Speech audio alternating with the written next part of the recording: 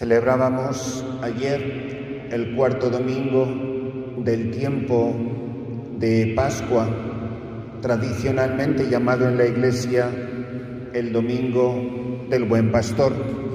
Este hermosísimo capítulo 10 del Evangelio de San Juan, donde nos relata, parecido a las parábolas de la oveja perdida, que el pastor deja sus 99 ovejas en el redil y sale en busca de la extraviada, y lejos de regañarla o de castigarla, mucho menos de golpearla, con la ternura de su corazón de buen pastor, la carga sobre sus hombros, la lleva en el entrecruzar de sus brazos junto a su corazón y la devuelve al redil.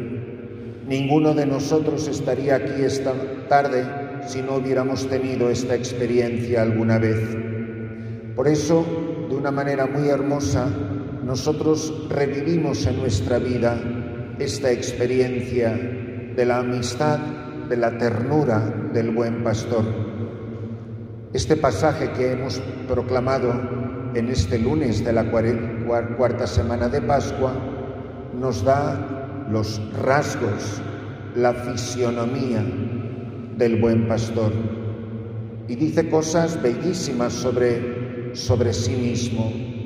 Dice que Él es la puerta, dice que Él es el buen pastor, dice que conoce a cada oveja por su nombre y que ellas conocen la voz del pastor porque no siguen la voz de los extraños. El que no entra por la puerta que es Cristo es un salteador, un malvado, un bandido, un ladrón. Hay que entrar en el redil de la Iglesia por la puerta que es Jesucristo.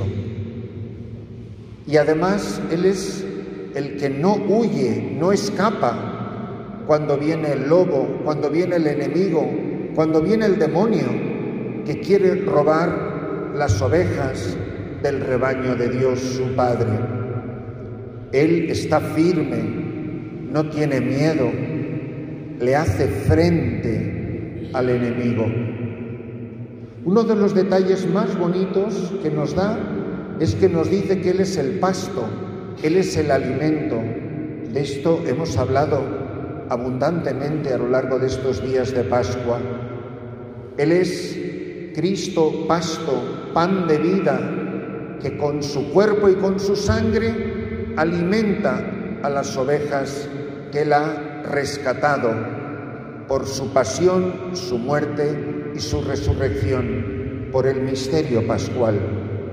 Habiendo muerto y resucitado, muerto al pecado, muerto a Satanás, en la fuente bautismal hemos resurgido de las aguas a una vida nueva que ahora el pastor quiere alimentar con su cuerpo, con su sangre y con su palabra. Pero hay un detalle especialmente hermoso en este pasaje del Evangelio que hoy proclamamos. Dice que Él camina delante del rebaño. Es una lección preciosa y pocas veces, creo, nos paramos suficientemente a reflexionar en lo que esto significa. Quiere decir que no hay un enemigo, no hay un peligro, no hay un obstáculo para las ovejas que no haya primero enfrentado el pastor. Él no va detrás de nosotros, Él va por delante. Él no nos sigue a nosotros, somos nosotros quien le seguimos a Él. Por eso, como conocemos su voz, le vamos siguiendo. De las cosas más tristes que puede pasar es que nuestra iglesia, nuestra comunidad cristiana, nuestra parroquia, nuestra misión, esté formada por gente que no conoce la voz del pastor, que es Jesucristo. Por eso, ustedes que vienen con frecuencia a la iglesia, que escuchan abundantemente la palabra de Dios, ustedes que se acercan a los sacramentos, son hombres y mujeres, mayores y pequeños, que van conociendo cada vez más la voz del pastor. Y qué maravilla es cuando hay un pueblo santo de Dios que conoce la voz de Jesucristo, muerto y resucitado, pastor de nuestras vidas. Pero hay algo mucho más triste que un pueblo que no conozca la voz del pastor. Y es que haya pastores que no conocen la voz del pastor.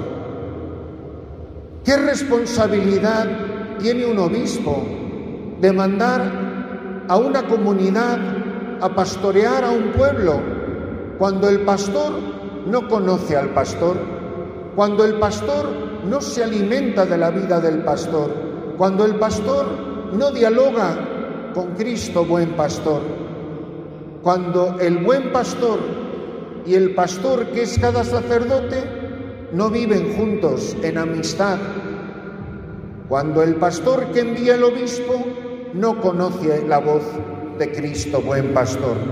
Eso es espantoso, eso es terrible, hermanos, pero créanme que ocurre y que ocurre con demasiada frecuencia. Y cuando un pastor pastorea a un pueblo y no conoce la voz del buen pastor, es imposible que las ovejas conozcan su voz. Cuánta culpa, cuánta responsabilidad tenemos los pastores del rebaño de conocer la voz de Cristo buen pastor, porque si no conocemos su voz, no podemos hablar en su nombre. Cristo no podrá hablar por nuestros labios, bendecir con nuestras manos, amar con nuestro corazón y mirar con nuestros ojos.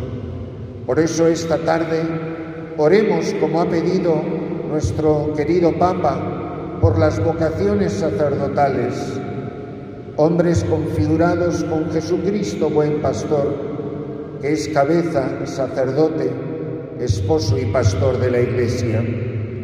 Estas 4 notas características que definen la identidad de todo sacerdote que pastorea al pueblo santo de Dios. Y si no conoce el pastor la voz del buen pastor, difícilmente la va a alimentar con su cuerpo, con su sangre, con su palabra, con su vida.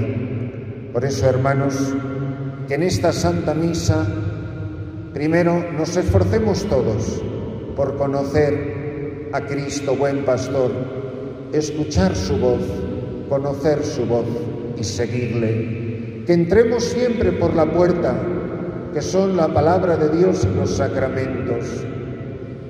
Que no tengamos miedo, porque Él no huye cuando viene el lobo. Que no tengamos miedo, porque Él siempre nos va a alimentar con su propia vida.